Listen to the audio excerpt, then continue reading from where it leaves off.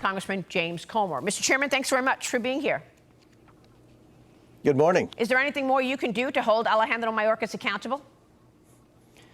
Well, we had a hearing this week just to highlight the failures of the Biden-Harris administration. And when you look at record high inflation, the crisis at the southern border, and chaos on the international scene like we've never seen before, you look at all the people that have worked in the Biden-Harris administration, Mayorkas stands out as the worst of the worst. And the fact that this is a continuation, if you vote for Harris for president, this is a continuation of the failed Biden-Harris policies, and nothing's been a bigger failure than what Mayorkas has done on the southern border. Then you add into the fact that he's in charge of FEMA and he's in charge of the Secret Service. I mean, everything Mayorkas touches has been a problem, and it's been a problem for the American people. Yeah, I'm looking at your report right now. The Committee on Oversight and Accountability members have received this report on, you're talking about the high levels of inflation, paying on average 20% more for basically essentials, food and energy, the historic border crisis, as well as the mismanagement of our money, waste and abuse. But then there's the comment that she made recently, Kamala Harris did in an interview with Oprah. I want to get your take on this. Let's take a listen. I'm a gun owner. Tim Walz is a gun. I did not know that. If somebody breaks in my house, they're getting shot.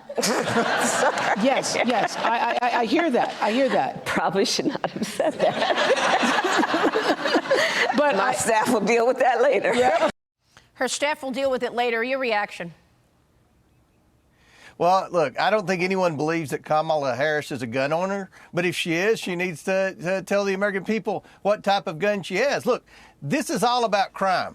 And when you look at the polling, Biden and Harris are getting killed in the polling with the issue of crime, which is a huge issue in the suburbs, and it's definitely an issue in urban America. So just like Kamala Harris has flipped on the issue of wanting to have a southern border wall now, when she used to say it was racist, now she's trying to imply that she's scared like everyone else, so she has a gun to protect her family. I mean, this is totally counter for what Kamala Harris has said her entire political career. And this is the benefit of Harris not having to run in a Democrat presidential primary. She can now say she's in favor of fracking and that she wants to build a wall to protect the southern border. And now, of all things, she wants to have a gun to protect her family from surging crime all across America. I hope the American people aren't buying into this. Well, Kamala Harris has a strong record of being anti-Second Amendment, and she's trying to flip the script page now and say that she's for the Second Amendment to protect the family, because that's what the American people want. The biggest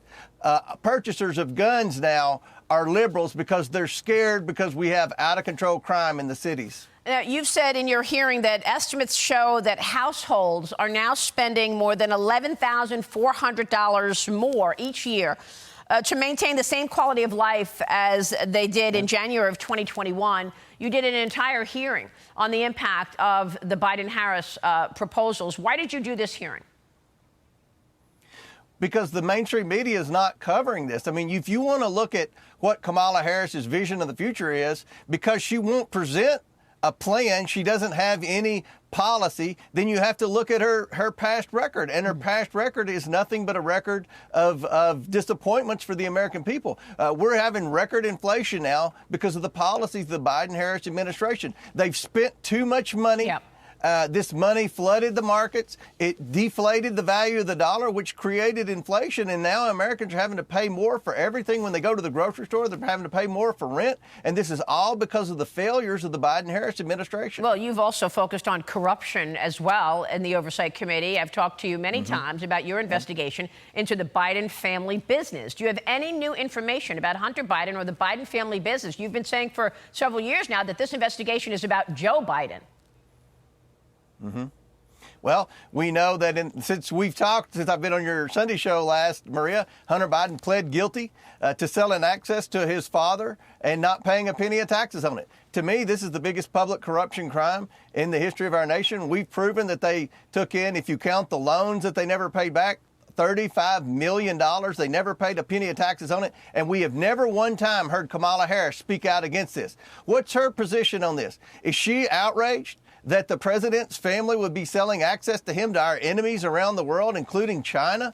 and there's no repercussions. I mean, this is a huge political scandal. The mainstream media has tried to turn a blind eye. You've done a great job covering it, and we should press Kamala Harris as to what's her position on this. Does she support a pardon for Hunter Biden and Jim Biden and all the Biden family members that were involved in the influence peddling scheme? I think that's a huge question that Kamala Harris needs to answer. Yeah, well, we would press her if she would agree to an interview.